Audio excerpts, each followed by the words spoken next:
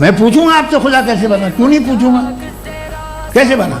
बल्कि वो तो कायनात से कहीं ज़्यादा इंटेलिजेंट है, कायनात से कहीं ज़्यादा कॉम्प्लेक्स। जी वो हमेशा से है, आप कहेंगे मैं मान लूँगा। चूंकि ये यूनिवर्स और इस यूनिवर्स की तमाम चीजें कॉन्टिंजेंट हैं। कॉन्टिंजेंट होने का मतलब ये होता है कि जो अपने एग्जिस्टेंस पे किसी के ऊपर डिपेंड करती हो, तो जाहिर है ये यूनिवर्स कॉन्टिंजेंट है। और अगर कोई चीज कॉन्टिंजेंट नहीं है तो मैं रिक्वेस्ट करूंगा कि मुझे दिखा दें कि कौन सी चीज यूनिवर्स में कॉन्टिंजेंट नहीं है। और जब कॉन्टिंजेंट चीजें मौजूद हैं तो फिलोसोफर्स की इस्तिलाह के मुताबिक हम उस जगह तक पहुंचते हैं और उस हस्ती तक पहुंचते हैं जिसे नेसेसरी बीइंग कहा जाता है, कि ये वो नेसेसरी बीइंग है जिसका मौजूद ना होना नामुमकिन हो। क्योंकि अगर ये मौजूद ना हो तो सारी चीजें एग्जिस्टेंस में आएंगी ही नहीं, और ये सारी कॉन्टिंजेंट चीजें उसी के ऊपर डिपेंड करती हैं। अब अगर आप ये सवाल करते हैं कि फिर उस हस्ती को किसने बनाया, फिर उसका कॉज क्या है, फिर उसका कॉज क्या है, फिर उसका कॉज क्या है, और एंडलेसली चले जाएं, इसे हम कहते हैं इन्फिनिट रिग्रेस ऑफ कॉजेस, जो कि लॉजिकल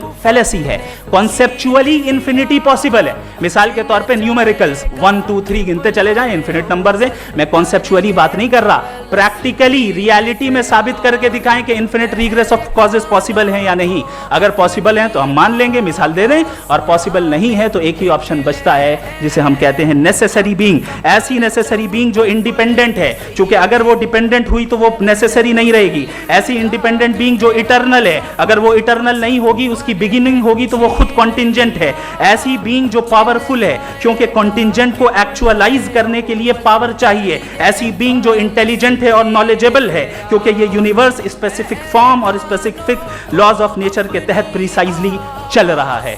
थैंक यू।